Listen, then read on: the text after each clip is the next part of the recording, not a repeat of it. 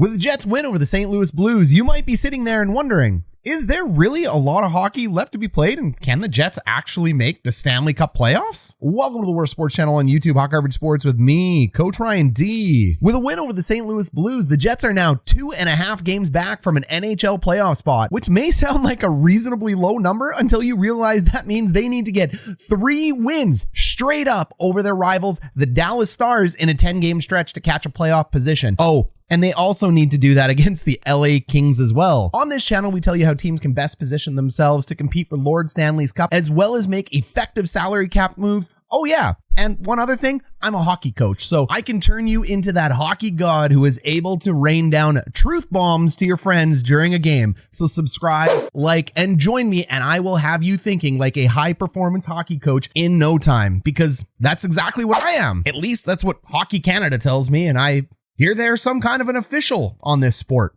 Anywho, so first, how are the Jets 2.5 games back? Well, it's simple. Math. You take the difference between games won between two teams, add those to the difference between the games lost, and divide by 2. Get it? Add, subtract, and divide. Even the biggest plug in hockey can do this, and it works with all sports in a 2-0-1 point system. So there are 2 teams we need to focus on, Dallas and LA.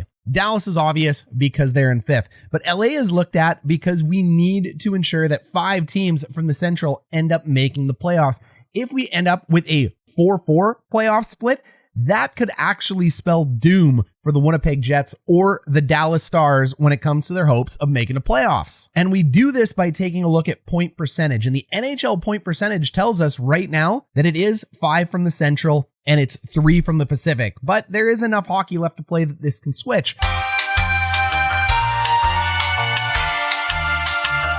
See, LA has 0.567 point percentage. Well, Dallas has a 0.561 point percentage. And the Jets, well, they're the next in line with 0.524.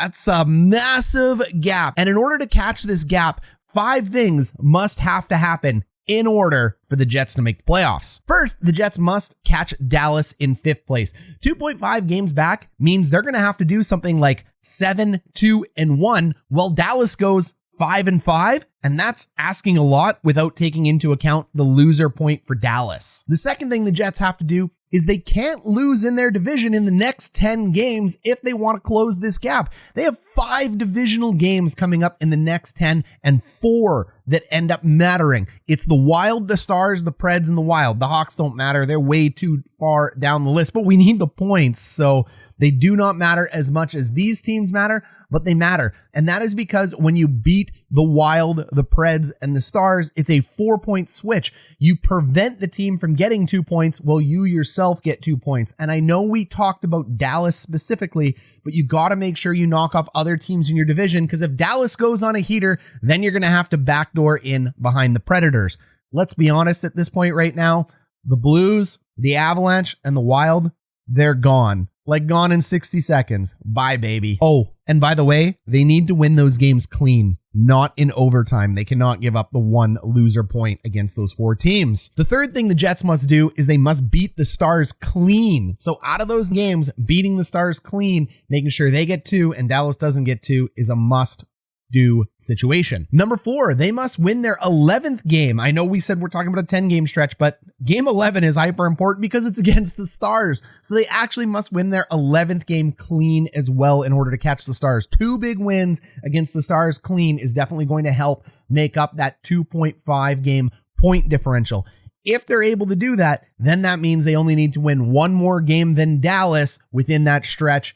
If they get those 2 wins against the Stars, that catches your 2.5% games back challenge. The 5th thing they need to do, because their destiny is not fully in their hands, is they're going to need the Kings to also go the 5-5 mark. And that is because they're 2.5 games back from the Kings just as well as the Dallas Stars. And if you want 5 teams to make the playoffs from the Central, we need the Kings to go on a bit of a slide. We can cheer for Anaheim as well too, because that gives us a better chance, but Anaheim needs to go on a bigger slide than the Kings in order for the Central to pick up 5 playoff positions. Now, the good news is the Kings are 5-3-1 in their last 10, so the math is doable until you take a look at the fact that the Jets are 3-5-2 in their last 10. Oh, and we're going to ask them to go 7-2-1, sweep their division, make sure the Kings lose, and Dallas loses. Hey, are you with me here yet? Do you see there isn't a lot of hockey left to be played, folks?